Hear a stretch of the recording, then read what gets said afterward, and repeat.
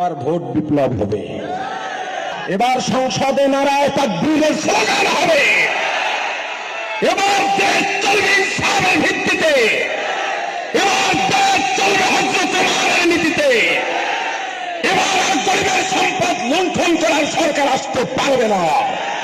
এবার দেশের টাকা বিদেশে পাচারের সরকার আসতে দেওয়া হবে না। এবারের সরকার হবে প্রত্যেকের অধিকার পাইয়ে দেওয়ার সরকার, ইনসাফ প্রতিষ্ঠার সরকার। নতুন ভোটার যারা আছে সবিনয় পরামর্শ দিচ্ছি, অনুরোধ করছি, তোমার জীবনের প্রথম ভোট চাঁদাবাজদের দিয়ে নিজের জীবনকে কলঙ্ক দিয়ে শুরু করো না। সতর্ক করতেছে যে আপনারাই বিভ্রান্ত হবেন না। ভোট দিলে জান্নাত পাওয়া যায় এমন কোন কথা কোরআনে নাই। মোশাররফ ভাই কোরআনের তাফসীর কবে কোথায় পড়ছিল আমার জানা নাই। কোরআন পড়ছে আলেমে, এই ব্যাখ্যা করবে আলেমে। আমি আলেম হয়ে বলছি কোরআনে আছে সতের পক্ষে যদি থাকো, ন্যায়ের পক্ষে থাকো, তবে জান্নাত। আমি আপনাদেরকে বলছি হ্যাঁ, আমরা ভোট দিই জান্নাতে যাওয়ার জন্য। আমরা রাজনীতিতে এসেছি ইবাদত হিসেবে। আমরা নামাজ পড়ি যেমন আল্লাহর বিধান মেনে, আমরা রাজনীতিও করি আল্লাহর বিধান মেনে। নামাজ যেমন আমাদের জন্য ইবাদত, রাজনীতিও আমাদের জন্য ইবাদত। এই যে কয়েকজন নতুন ভোটার, তোমাদের ভোটগুলো আমি হাত পাখায় চাই। তারেক রহমান সাহেব গত কালকে একটি বক্তব্য দিয়েছেন, দুর্নীতির লাগাম টেনে ধরতে বিএনপির বিকল্প নাই। এই শতাব্দীর সবচেয়ে বড় জোকস হলো এটা, সবচেয়ে বড় কৌতুক হলো এটা যে বিএনপির সর্বোচ্চ পর্যায়ের নেতা বলেছেন দুর্নীতির লাগাম টেনে ধরতে। এরকমই কথার মূল প্রতিপাদ্যতা এটাই, দুর্নীতির লাগাম টেনে ধরতে বিএনপির বিকল্প নাই বা বিএনপি এটা সক্ষম।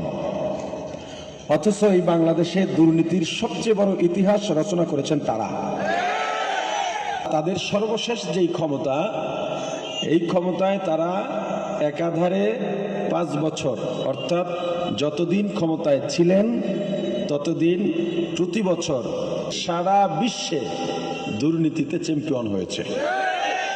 চ্যাম্পিয়ন তো হয়েছে যেদিক হোক। আমরা এই যে জনসমাবেশগুলো করতেছি বা আপনাদের সামনে আসতেছি, এটা আমাদের একটা প্রথম রাউন্ড, ফাইনাল খেলা ফাইনালে হবে। এবার সারা দেশে ভোট বিপ্লব হবে, এটা বিএনপি অনুধাবন করতে পেরেছে। এজন্য তারা উঠে পড়ে লেগেছে ইসলামের বিরুদ্ধে, ইসলামী আন্দোলনের বিরুদ্ধে, জামাতের বিরুদ্ধে। কারণ তারা দেখেছে এতদিন এদেশের মানুষ বলতে বলতে আসছিল আপনারা এক হয়ে আসেন, এক যে হবে এটা তারা কল্পনাও করে নাই। কারণ এতদিন তারাই এক হতে দেয় নাই। কিন্তু ঘটনা তো ঘটে গেছে, পায়ের তলার মাটি সরে গেছে, সামনে দেখে সব অন্ধকার। 17 বছর না খাইয়া রইছে। আপনারা বিভিন্ন বক্তব্যে দেখবেন, তাদের সোশ্যাল মিডিয়ায় ভিডিওর মাধ্যমে এখন পাওয়া যায়। সেদিন এক বক্তব্যে দেখলাম বরগুনায় বিএনপি যাকে মনোনীত করেছেন তিনি বলতেছেন এই যে কাবিখা, বিধবা ভাতা, এগুলো কারা খাবে? আমরা খাবো, বিএনপি নেতা কর্মীরা খাবে, এগুলো আমাদের হক, এটা আমাদের জন্য হালাল। কি বুঝতেছেন? বাংলাদেশে বিধবাদের জন্য যেই বরাদ্দ আছে এটা যদি সুষম বন্টন হয়, ন্যায় ভিত্তিক ইনসাফ ভিত্তিক বন্টন হয়, বাংলাদেশের কোনো বিধবাকে রাস্তায় ভিক্ষা করতে নামতে হতো না, কোনো বৃদ্ধকে বৃদ্ধাশ্রমে যেতে হতো না, কোনো শিশুকে শিশু শ্রম দিয়ে নিজের খাবার জোগাড় করতে হতো না। এই দেশে 54 বছর ধরে চুরি ডাকাতি দুর্নীতিতে এই দেশকে, এই দেশের রন্ধ্রে রন্ধ্রে এই সমস্ত অন্যায় ঢুকিয়ে দেশটাকে রসাতলে নিয়েছে। এবার নতুন সূর্য উদিত হবে। সাধারণ মানুষকে তারা বিভ্রান্ত করে, কি বলে? আমাদেরকে বলে ধর্মান্ধ, মানে আমরা হুজুররা ধর্মান্ধ, এটা তারা বলে এবং এটা মানুষকে বুঝায় এটা একটা অন্যায়। আর মুসলমান তো ধর্মান্ধই হবে, বুঝেন না ব্যাপারটা? মুসলমান কি হবে? ধর্মান্ধ হবে। কিন্তু কথা সেটা না, আপনি একটা কাপড় কিনবেন, আপনার সঙ্গে 10 জন ব্যক্তি আছে বা 10 জন বন্ধু। একজন মাছ ভালো চেনে, একজন স্বর্ণ ভালো চেনে, একজন কাপড় ভালো চেনে, বাকি 7 জনও এক একটা বিষয় ভালো জ্ঞান রাখে। আপনি যখন কাপড় কিনবেন তখন এই কাপড়টা ভালো না মন্দ কার কাছে জিজ্ঞেস করবেন? যে মাছ বিশেষজ্ঞ তার কাছে। কার কাছে? যে কাপড় চেনে, ঠিক না? তাহলে যে ধর্ম জানে না, ধর্মের পণ্ডিতদেরকে সে বলে ধর্মান্ধ। বুঝেন নাই? যে ধর্ম জানে না, ধর্ম বুঝে না, ধর্ম শেখে নাই, কোরআন জানে না, সুন্নাহ জানে না, সে ধর্মান্ধ বলতেছে আলেমদেরকে। আলেম কারা? ধর্মের পণ্ডিত। কথা বুঝছেন?